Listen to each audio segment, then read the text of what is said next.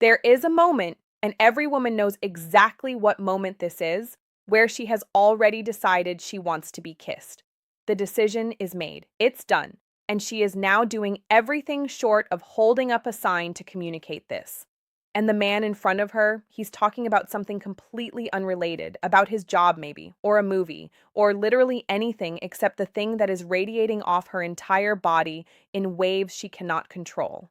And that moment, that specific, excruciating, almost comedic moment, is one of the most universally shared experiences in female psychology. We've all been there. And here's the part that will shock you. The signals she was sending in that moment were not subtle. She just assumed he'd know. He didn't. And this video exists to make sure that never happens again. Let me tell you something that most women will never say out loud to a man. When a woman wants to be kissed, she doesn't go blank. She doesn't go still. She doesn't stop communicating. She actually communicates more, just not with words. Her body takes over entirely. And it does specific, observable, almost involuntary things that are completely consistent across women, across cultures, across age groups. Researchers have studied this. Behavioral scientists have documented it. And the signals are so reliable that once you know what to look for, they are genuinely unmistakable. Here's the statistic that started this whole conversation for me. A study conducted by relationship researcher Timothy Perper, who spent years observing courtship behavior in naturalistic settings, bars, parties, social gatherings, found that in the vast majority of successful romantic escalations, it was the woman who initiated the progression through nonverbal cues, not the man, the woman. She was leading the moment. He was just the one who eventually caught up. That finding is fascinating for a reason that goes beyond the obvious. It means that the question, how do I know when she wants to be kissed, has a very specific evidence-based answer. It's not about confidence or boldness or timing in some vague, abstract sense. It's about reading a pattern of signals that she is already sending, like signals that are rooted in neuroscience, in proximity psychology, in how the human body responds to genuine desire. So what are those signals? There are 7 of them, and they don't all look like what you'd expect. Signal number 3 in particular is the one most men completely misread. They notice it but interpret it as something else entirely. And signal number 6 is the quietest one on this list, but it might be the most definitive. We'll get to all 7. But first, I need to tell you something about what happens in the brain during these moments, because understanding the mechanism makes the signals 10 times easier to recognize in real time. Here's something genuinely fascinating about how attraction works at a physiological level. When a woman is in a moment of genuine desire, when the chemistry is real, when she's present with someone she's attracted to and the moment is building, her autonomic nervous system responds. Heart rate increases, pupils dilate, blood flow shifts. The body, in a very literal sense, prepares for closeness before the conscious mind has fully acknowledged what's happening. Neuroscientist Lucy Brown, whose research at Albert Einstein College of Medicine focused on the brain activity associated with romantic attraction, found that the regions activated during intense attraction overlap significantly with the brain's reward and motivation systems. It's the same circuitry involved in drive, in craving, in the desire to close the distance between where you are and where you want to be. And here's why that matters practically. These physiological changes produce visible physical outputs. Changes in voice, changes in posture, changes in eye contact, changes in breathing. The body doesn't have a poker face when attraction is real. It just doesn't.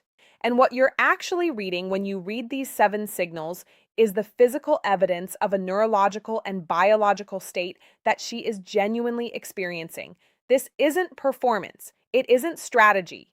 It's biology. And biology, it turns out, is extremely readable once you know the language. This one is so well documented in behavioral science that it has a name.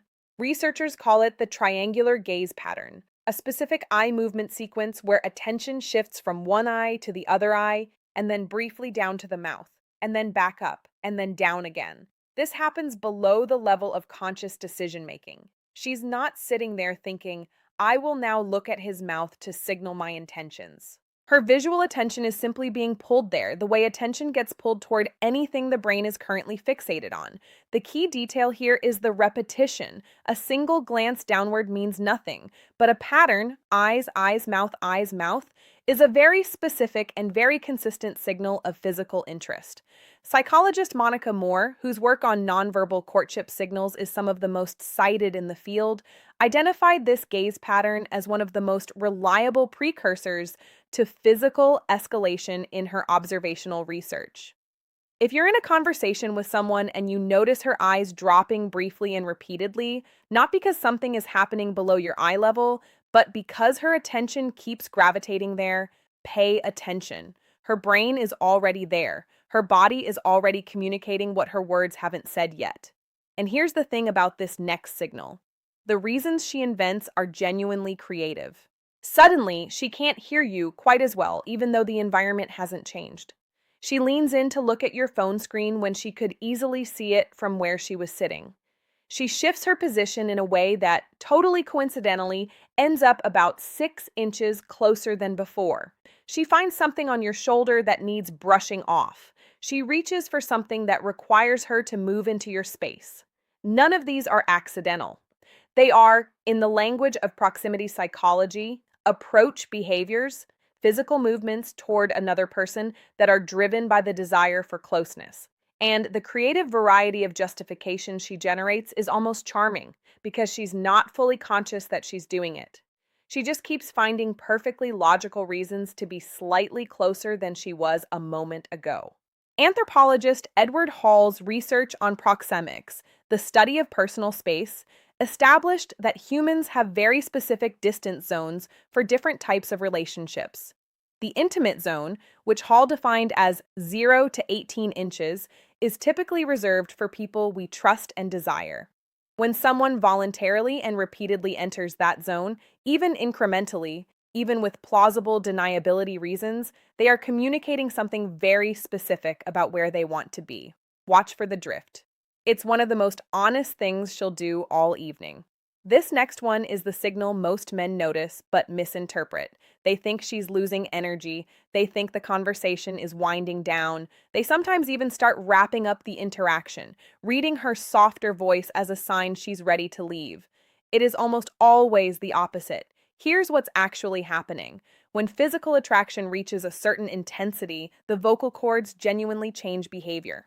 Research published in the Journal of Nonverbal Behavior found that women's voices shift in specific ways during states of romantic arousal, becoming lower in some registers, softer in texture, slower in pace. The voice essentially becomes more intimate, more private, as if the conversation has naturally moved to a register intended only for the two of them. This is involuntary. It's not a technique. It's the acoustic equivalent of what the rest of her body is already doing, moving closer, opening up, reducing the distance between external presentation and internal experience. So if a conversation that started at normal volume has gradually, without any obvious reason, become quieter and softer and slower, and she's still completely engaged, still leaning in, still making eye contact, that is not the conversation ending. That is the conversation becoming something else entirely. This next one sounds almost too on the nose.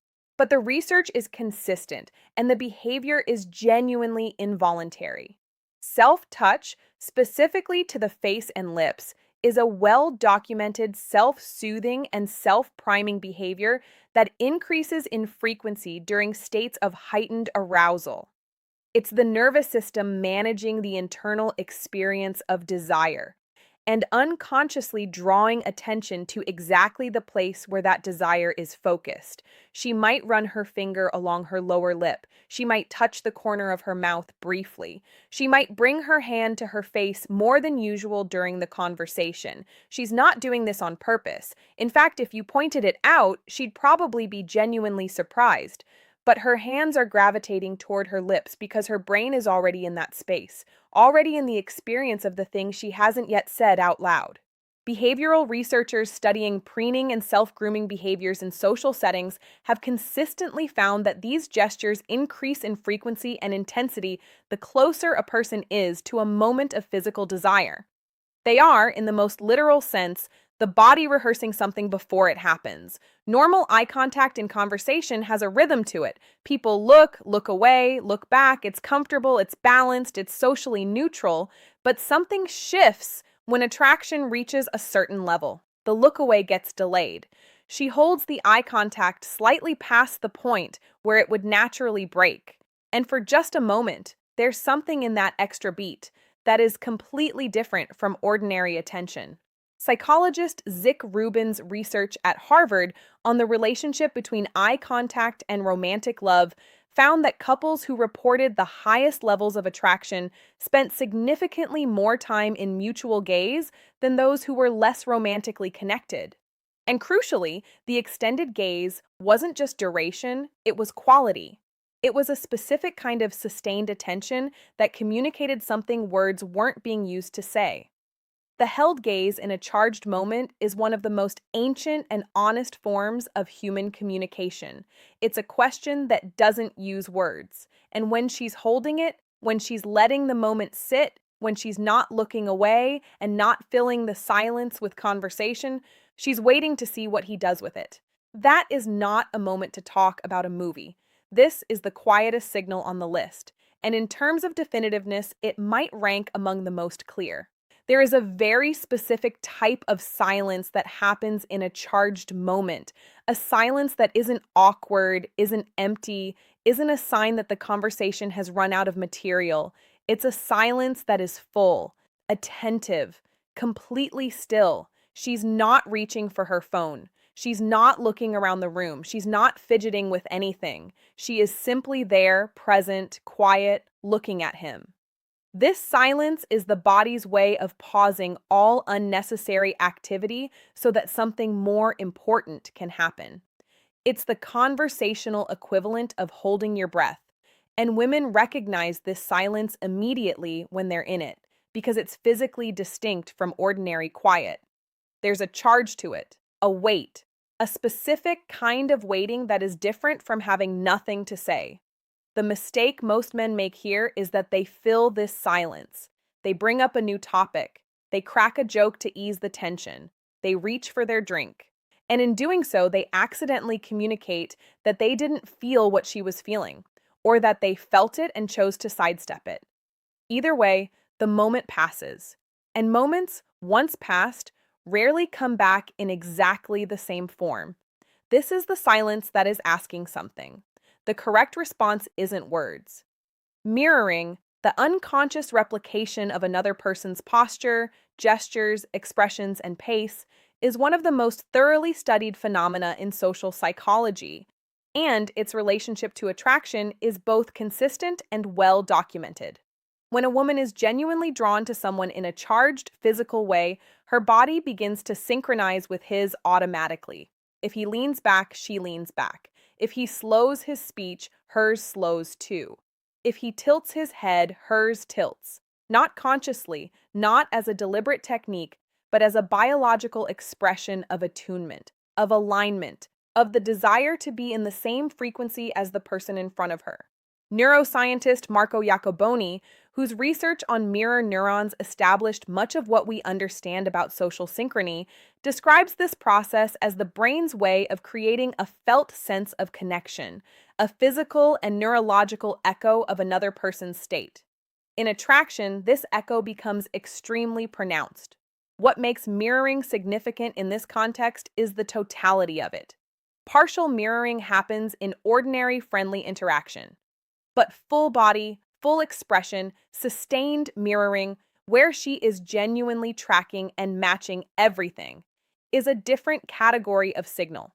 It means her nervous system is already oriented entirely toward him. She is already, in every physiological sense, in his orbit. When all 7 of these signals are present together, the gaze, the proximity, the soft voice, the self-touch, the held eye contact, the charged silence, and the full body mirroring, the communication could not be more complete. She has said everything. in every language the body has. Waiting for words at that point isn't caution, it's a missed moment. Here's what all 7 of these signals have in common. None of them require interpretation skills that border on mind reading. They are visible, they are physical, they are grounded in decades of behavioral and neurological research, and they are consistent enough across individuals and settings that once you understand the pattern, you will never misread it again. The triangular gaze, the creative proximity, the softened voice, the unconscious self-touch, the held eye contact, the charged silence, the full body mirroring. These are not hints, they are not suggestions, they are a complete and coherent physical communication. One that every woman recognizes from the inside, and one that every man should be able to recognize from the outside. And the reason this matters beyond the obvious? Because recognizing the moment with clarity removes the guesswork, it removes the anxiety. It replaces, I think maybe possibly she might be open to this, with something that feels much more like certainty. And certainty in these moments is what allows a man to be present instead of nervous, to act without hesitation, to meet the moment instead of accidentally walking past it. She's been communicating this whole time. Now you know how to listen. Now there's one more thing you need before you go. And I'd genuinely be doing you a disservice if I didn't tell you this. Everything we just covered assumes she's present, engaged, and sending signals. But what happens when she suddenly isn't? What happens when the woman who was leaning in, holding eye contact, mirroring everything, goes quiet in a completely different way? Not the charged electric silence we talked about, the other kind, the kind where she stops texting, stops initiating, goes cold in a way that doesn't make sense given where things were heading. Most men in that exact moment do the one thing that guarantees she never comes back. And the painful irony is that they do it because they care. Because the anxiety of her pulling back makes them act in ways that accelerate exactly the outcome they're most afraid of. That is not a small problem. That is the moment where most situations that could have been saved get permanently destroyed. And there is a very specific, psychologically grounded way to handle it, one that almost nobody talks about clearly. The video on your screen right now covers exactly that. It's called When She Ignores You, Do This. Most men ruin it here. It's the continuation of everything we covered today because reading her signals in a good moment is only half the skill. Understanding what to do when she pulls back is the other half. And without both, you're only operating at 50%. Watch it right now. It's the half of this conversation you still need.